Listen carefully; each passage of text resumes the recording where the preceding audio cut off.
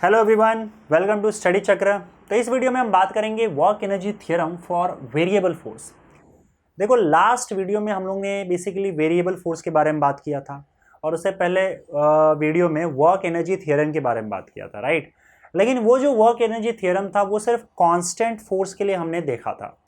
और आपको पता ही है वर्क एनर्जी थ्योरम का स्टेटमेंट कि अगर किसी बॉडी का या किसी सिस्टम का अगर काइनेटिक एनर्जी चेंज होता है तो जितना काइनेटिक एनर्जी चेंज हुआ है उतना वर्क डन किया गया है उस बॉडी पे या फिर उस सिस्टम पे। So change in kinetic energy is equal to work done. ये हमारा स्टेटमेंट था वर्क एनर्जी थ्योरम का। वहां पे हम लोगों ने लेकिन जब इक्वेशन लास्ट में लाया था तो फोर्स जो था वो कांस्टेंट अज्यूम किया था कि कांस्टेंट फोर्स लग रहा है। लेकिन देखो, जरूरी नहीं है कि फोर्स आपका कांस्टेंट हो, फोर्स आपका वेरिएबल भी हो सकता है। और हमने लास्ट वीडियो में देखा था कि अगर फोर्स वेरिएबल हो तब हम वर्क डन कैसे निकालते हैं। और वेरिएबल फोर्स के लिए वर्क डन जो होता है we use integration over there, integration f d x from x1 to x2। यही होता है ना वर्क डन। अगर आपका फोर्स वेरिएबल हो तब आपको इंटीग्रेशन का यूज करना पड़ता है, हाँ। फोर्स अगर कांस्टेंट ना हो, चेंज हो रहा हो, this is the formula for work done. तो वेरिएबल फोर्स के लिए हमको वर्क एनर्जी थ्योरम जो है वो काम करता है कि नहीं, ये हमको यहाँ पे वेरीफाई करना है इस वीडियो में। तो स्टार्ट करते हैं। स्टार्ट करेंगे हम लोग काइनेटिक एनर्जी का इक्वेशन यूज करके। और काइनेटिक एनर्जी को मैं यहाँ पे ई लिख रहा हूँ, e is equal to half m v square. ये आपका क्या है, काइनेटिक एनर्जी का फॉर्मूला, ठीक है। अब देखो यहाँ पे क्या करते हैं हम लोग, इसको with respect to t differentiate कर देते हैं। डिफ्रेंशिएट करना मतलब डेरिवेटिव निकालना। डेरिवेटिव क्या होता है, डेरिवेटिव निकालने का मतलब क्या होता है, ये मैं आपको ऑलरेडी डेरिवेटिव वाले वीडियोस में बता चुका हूँ।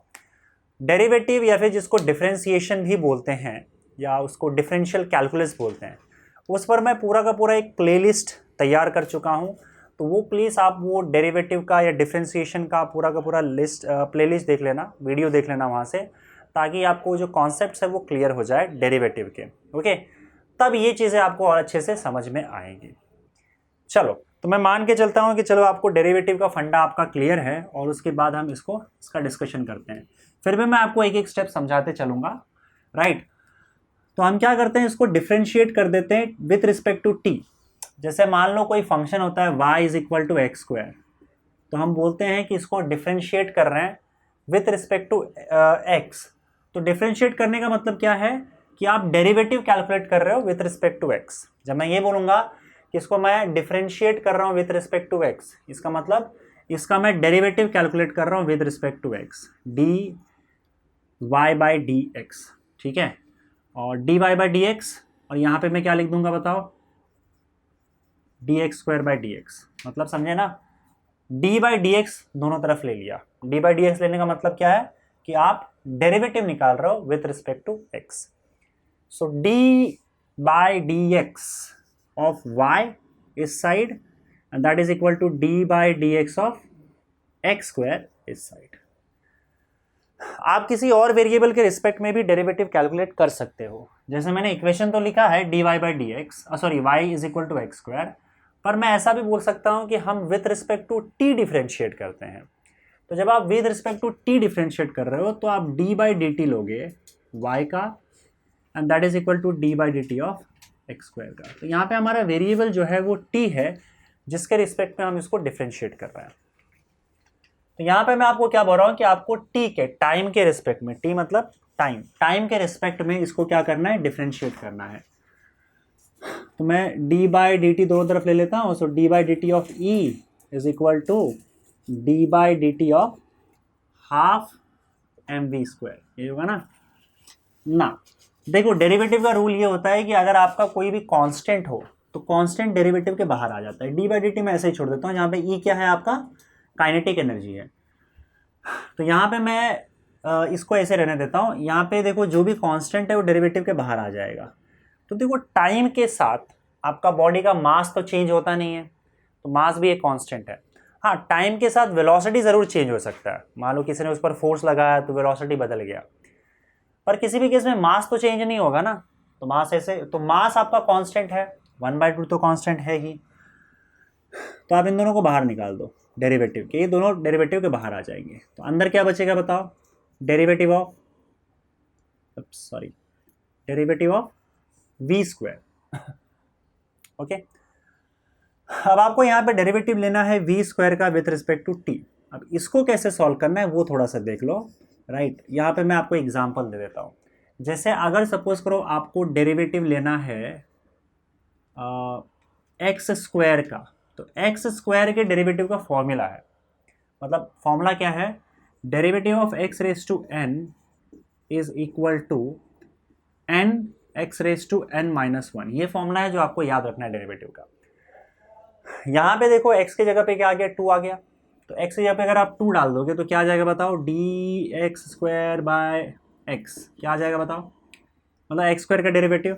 यहाँ पे n की जगह पे 2 डाला है तो यहाँ पे भी आप n की जगह पे 2 डाल दो, 2 माइनस वन, 2 माइनस वन का मतलब क्या होता है, सॉरी x आएगा, 2x raise to 2 minus one, 2 minus one का मतलब क्या होता है, 1 होता है, ठीक है।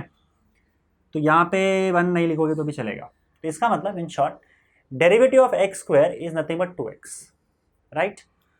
अगर यहाँ पे मैं वेरिएबल चेंज कर दूँ, ठीक है, अगर सपोज करो यहाँ पे मैं वेरिएबल चेंज कर देता हूँ, x के जगह पे y लिख देता हूँ, तो फॉर्मूला तो वही रह जाएगा 2y। Derivative of x square 2x था तो derivative of y square 2y हो जाएगा। लेकिन यहाँ पे देखो, यहाँ पे आप एक्स स्क्वायर, यहाँ पे वेरिएबल x है और विथ रिस्पेक्ट टू x ही आप डिफरेंशिएट कर रहे हो, यहाँ पे वेरिएबल y है और आप with respect to x differentiate कर रहे हो। तो इसमें एक चीज आपको और ऐड करना पड़ेगा, यहाँ पे फिर से आपको y का डेरिवेटिव लेना पड़ेगा, इसको चेन रूल बोलते हैं। तो ये आप मैथ्स में पढ़ोगे आगे।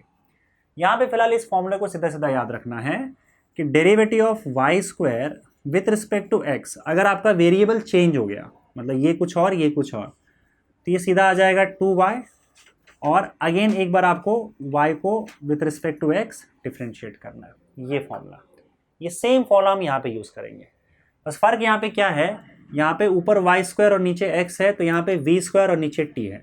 उसी तरीके से तो डेरिवेटिव ऑफ v स्क्वायर तो 2v आएगा, क्योंकि यहाँ पे देखो डेरिवेटिव ऑफ y स्क्वायर 2 आया था। अब यहाँ पे क्योंकि ये अलग है और ये वेरिएबल अलग है, तो यहाँ पे आपने क्या किया था बताओ, y स्क्वायर का 2y लिख दिया और फिर आपने y को x से x के रिस्पेक्ट में डिफरेंशिएट कर दिया, dy बाई डी एक्स लिख दिया। वैसे यहाँ पे आपने v स्क्वायर का 2v लिख दिया और फिर से आप v को with respect to t differentiate कर दो। बस इतनी सी कहानी थी।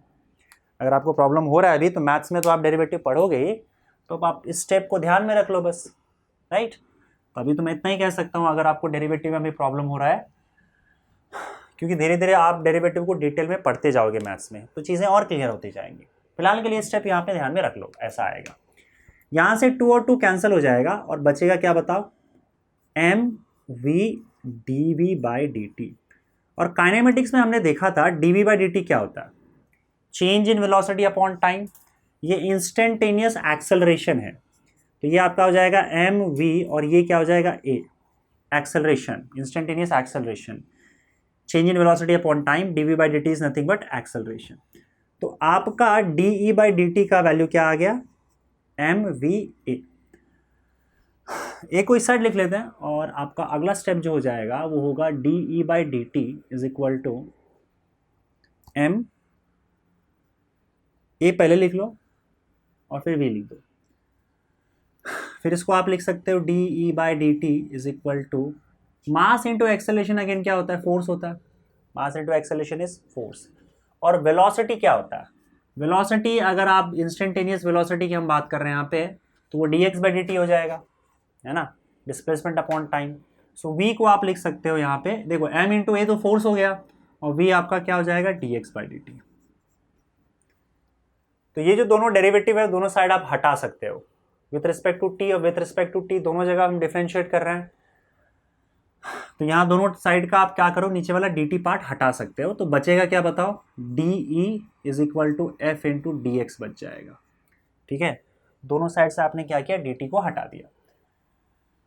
अब देखो यहाँ पे हम क्या कर सकते हैं, दोनों तरफ आप अगर डिफरेंशिएट कर सकते हो तो दोनों तरफ आप इंटीग्रेट भी कर सकते हो, दोनों तरफ आप इंटीग्रेशन ले लो, तो ये हो जाएगा इंटीग्रेशन ऑफ डी ई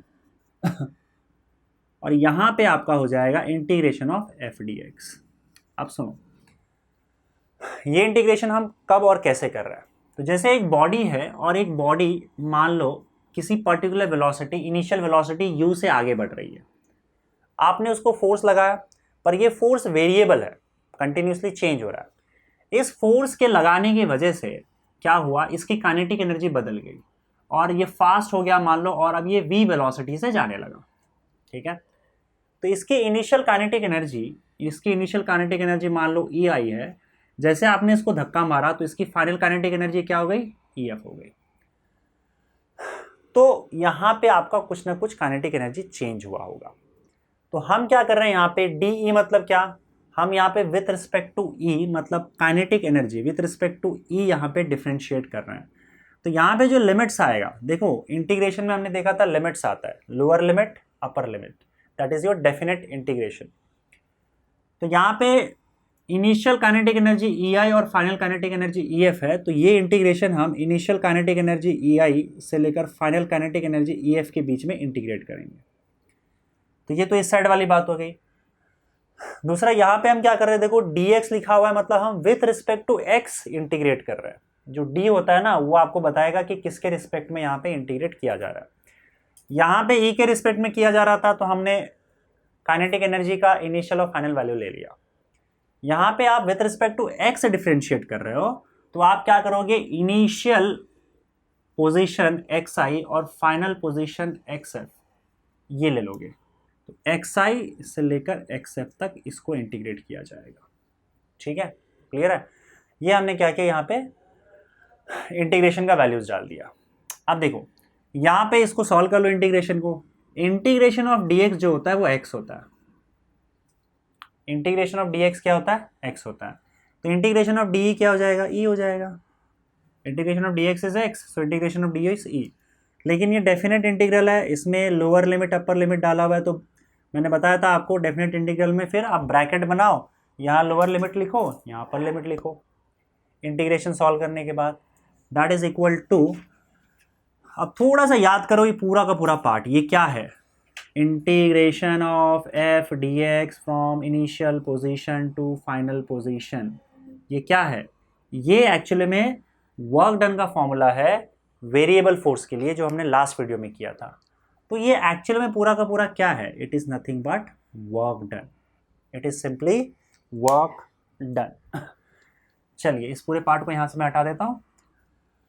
अब देखो डेफिनेट इंटीग्रल का रूल क्या था कि आपको ये जो E दिख रहा है ना, इसके जगह पे पहले आप अपर वैल्यू लिखोगे df, फिर माइनस लिखोगे, माइनस अपने आप आएगा, डेफिनेट इंटीग्रेशन सॉल्व ऐसा किया जाता है।